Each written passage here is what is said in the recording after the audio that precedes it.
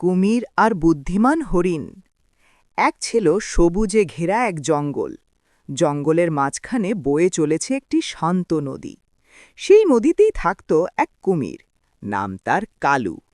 কালু খুবই চালাক, কিন্তু একটু অলসও ছিল।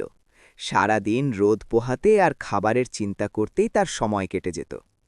নদীর ধারে প্রতিদিন জল খেতে আসত এক সুন্দর হরিণ। তার নাম ছিল চঞ্চল।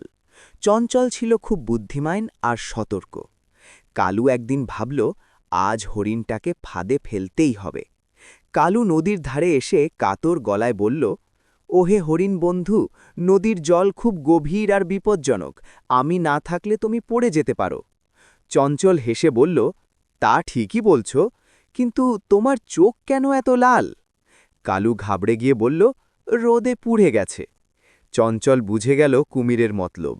সে বলল, ঠিক আছে, আগে তুমি তোমার লেজটা পাথরের ওপর রাখো, আমি দেখে নেই নদী নিরাপদ কিনা।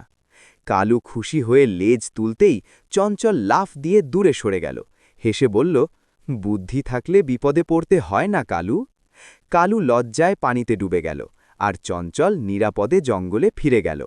শিক্ষা: বুদ্ধি আর সাবধানতা থাকলে বড় বিপদও এড়ানো যায়।